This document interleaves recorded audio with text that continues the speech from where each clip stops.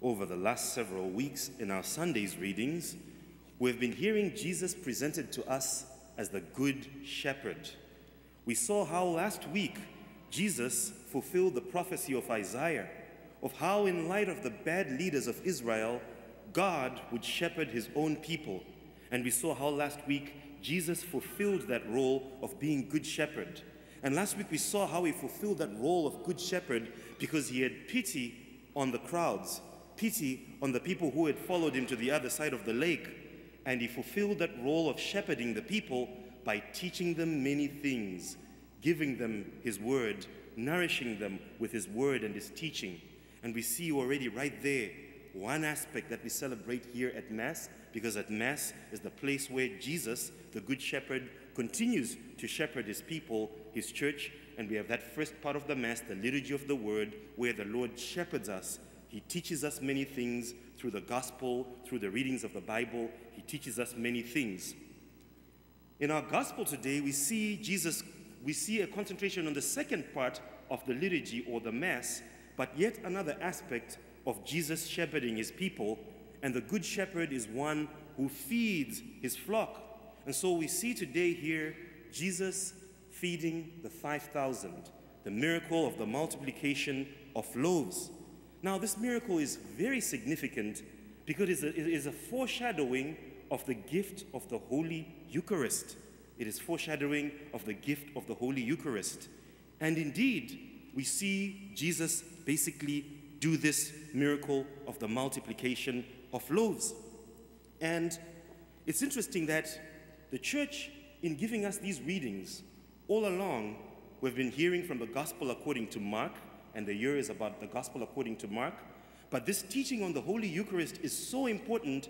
It's sort of like we're hitting the brakes and then zooming in a little bit. So we've made a flip to the Gospel of John, and we're going to be hearing from John chapter 6 from today, this week, and then we're going to be hearing it for the next several weeks, because the teaching that we hear from John chapter 6 really elaborates and illustrates to us why it's significant that Jesus as the Good Shepherd feeds us, and the food that he gives us is his very own body, blood, soul, and divinity. And so you're going to notice we're going to be in John chapter 6 over the next several weeks. And so what happens today in our gospel today?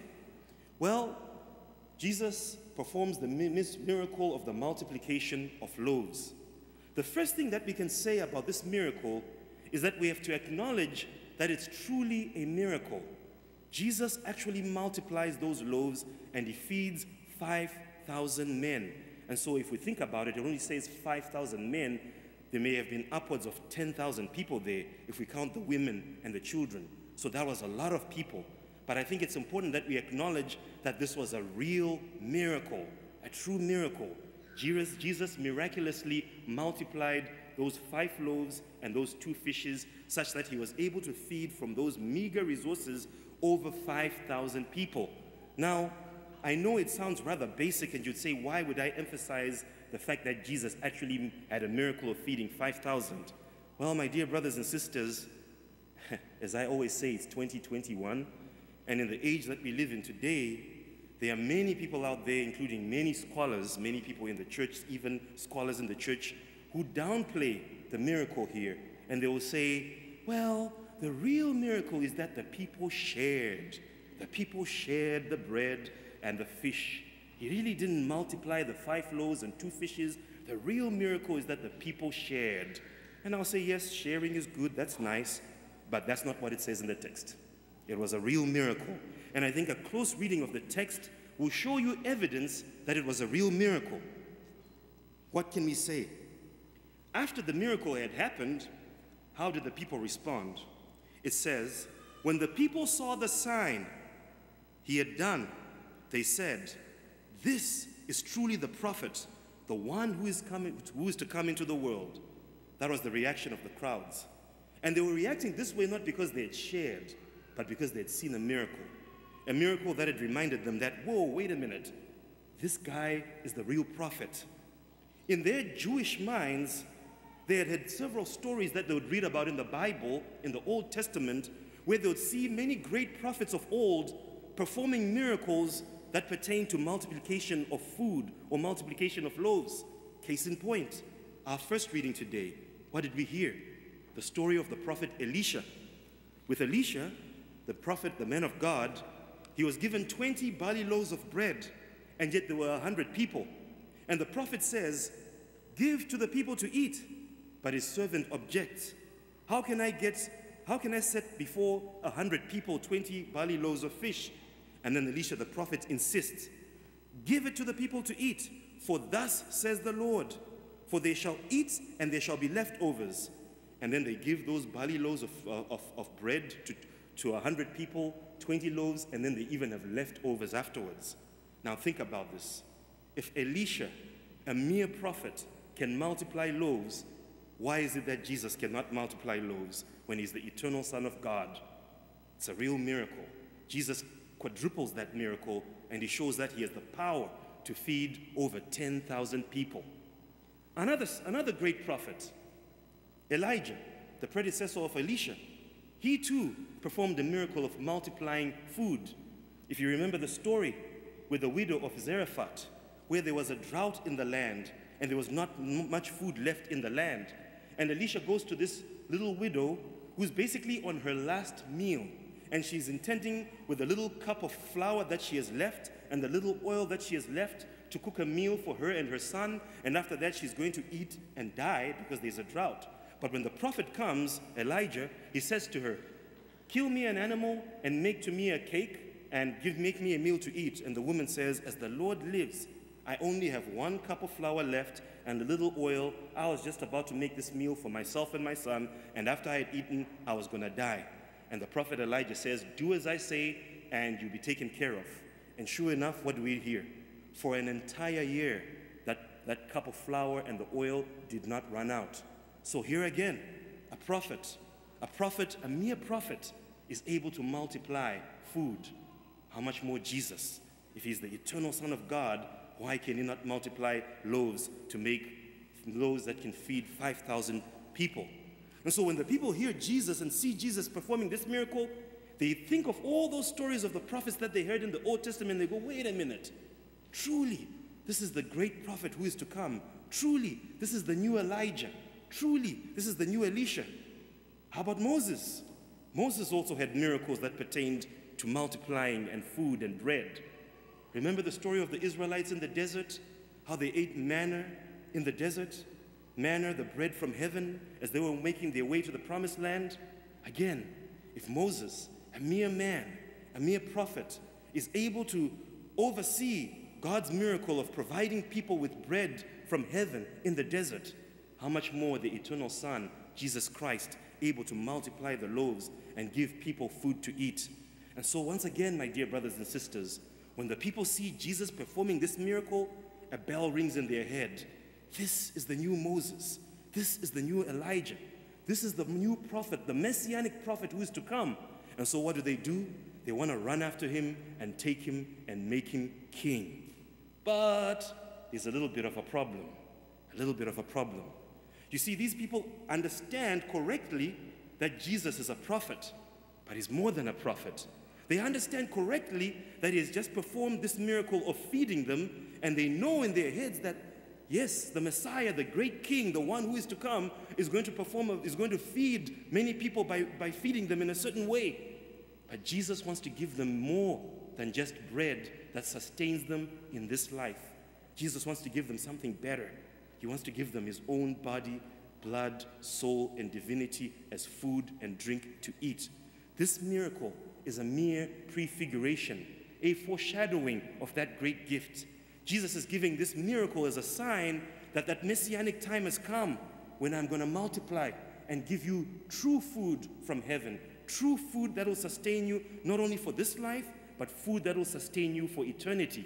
And as we'll see in John chapter 6, he's going to elaborate and explain that to them, and then he'll explain it in a way maybe that will cause them to be scandalized because they are not ready to receive Jesus on his terms. They want to receive him on their terms. They don't want to receive him in his terms.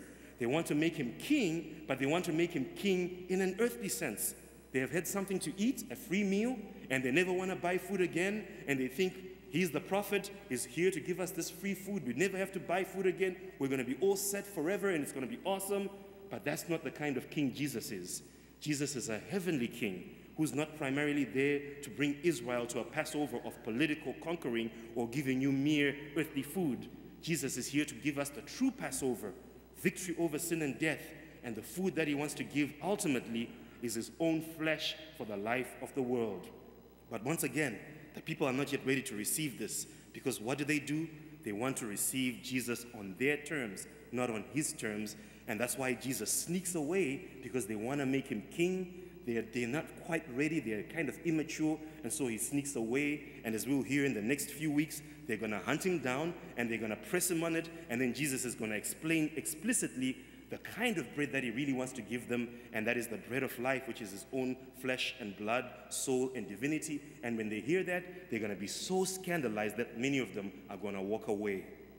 My dear brothers and sisters, I think there's plenty of lessons from this gospel, but one that we can derive from this gospel that is very important, I think, is the issue of us receiving Jesus on his term, receiving God on his terms.